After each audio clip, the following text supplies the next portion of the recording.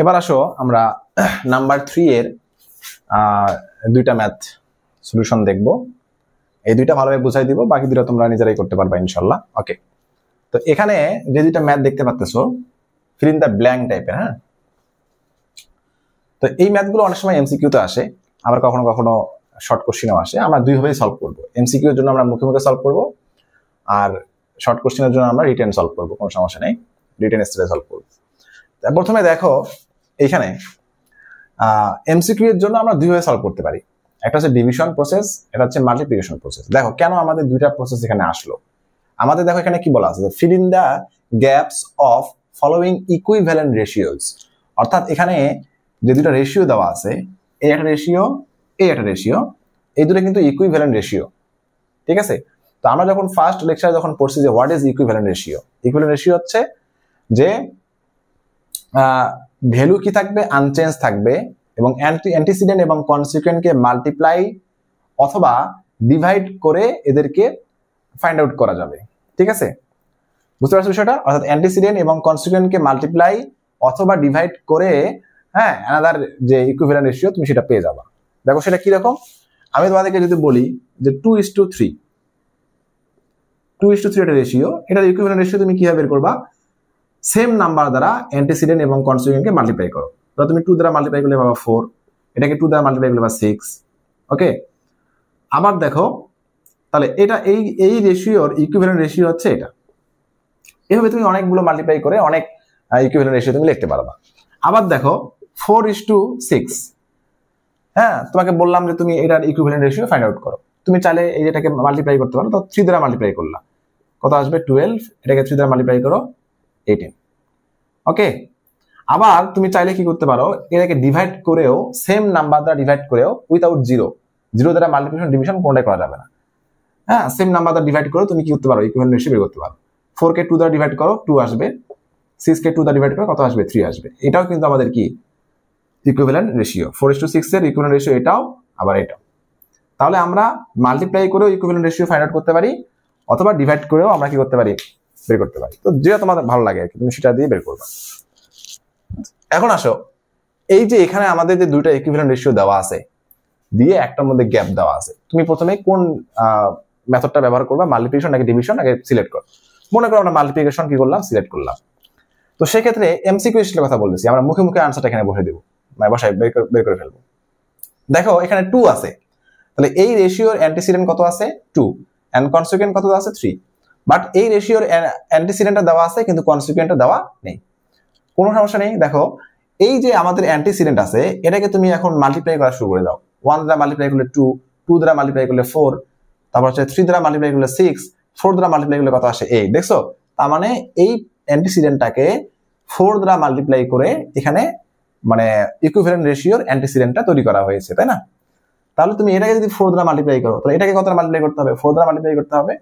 তাহলে 3 কে তুমি এখন 4 দ্বারা মাল্টিপ্লাই করে লেখো, এখানে কত লেখো? 12। হয়ে গেল, সমাধান শেষ। বুঝতে পারছো?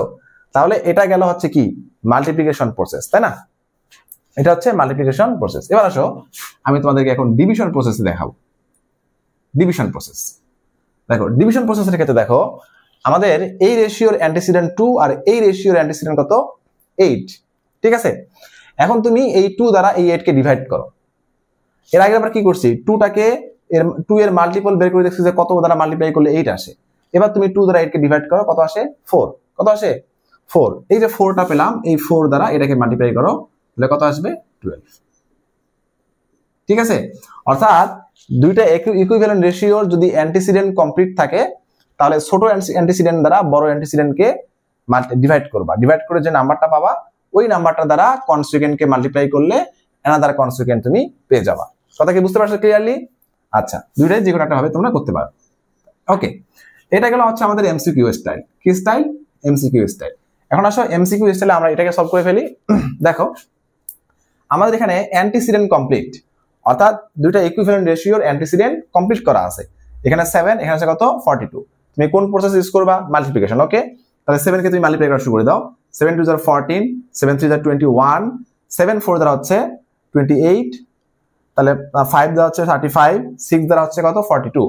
তাহলে যদি আমি 7 কে 6 দ্বারা মাল্টিপ্লাই করি, হ্যাঁ, তাহলে কত পারতেছি বলতো 6 দ্বারা মাল্টিপ্লাই করলে পাইতেছি হচ্ছে 42। তার মানে এইখানে এমন একটা নাম্বার আছে যে নাম্বারটাকে 6 দ্বারা মাল্টিপ্লাই করলে কত আসবে 54 আসবে, তাই না? আচ্ছা, তাহলে দেখো এমন একটা নাম্বার যেটাকে 6 দ্বারা মাল্টিপ্লাই করলে কত আসবে 54 আসবে।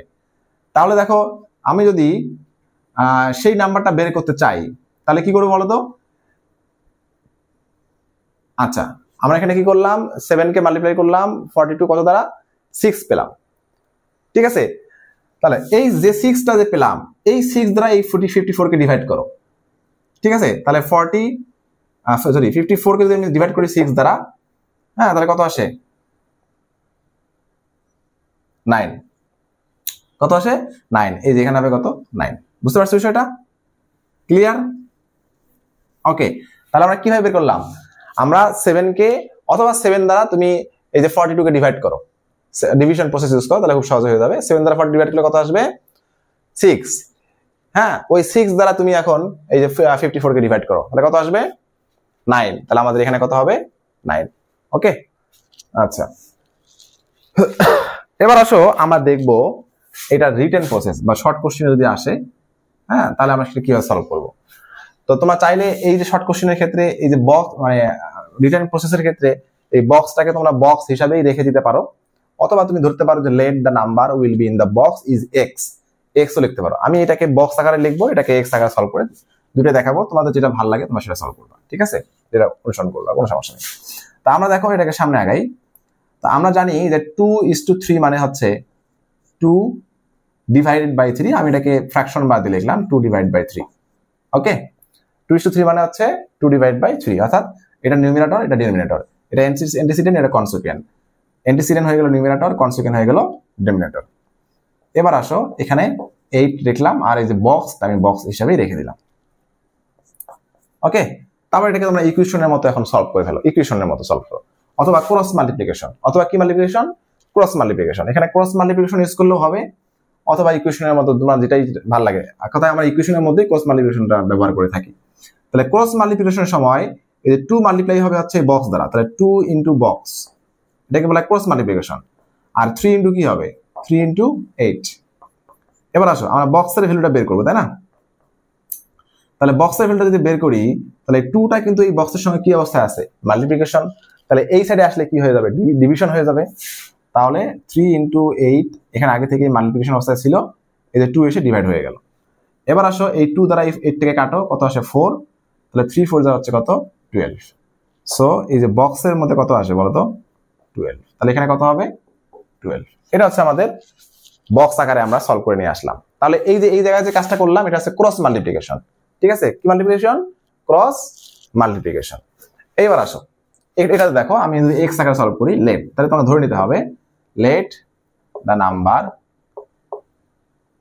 the required number, read the required number in the blank box is x, ঠিক আছে? তাহলে দেখো আমরা লিখতে পারবো এখানে 7:2 is x, okay, equal 42 is 2 হচ্ছে 54। এবার এটাকে সলভ করো, তাহলে 7/x তাহলে ইকুয়াল কি হবে 42 ডিভাইড বাই হচ্ছে 54। তাহলে আমরা x এর ভ্যালু বের করব, ক্রস মাল্টিপ্লিকেশন করো, তাহলে 7 যা মাল্টিপ্লাই হবে হচ্ছে 44 এর সাথে 54 এর সাথে, তাহলে x মাল্টিপ্লাই হবে 42 এর সঙ্গে, তাহলে 42 ইনটু x, x এর ভ্যালু বের করব, তাই না? তাহলে x এর ভ্যালু বের করার জন্য আমাদের 42টাকে আমাদের কি করতে হবে এই সাইডে সাইড চেঞ্জ করাতে হবে অবশ্যই। তাহলে সাইড চেঞ্জ করে নিয়ে আসো, এটা মাল্টিপ্লিকেশন অবস্থায় আছে, এদিকে এসে ডিভিশন হয়ে যাবে।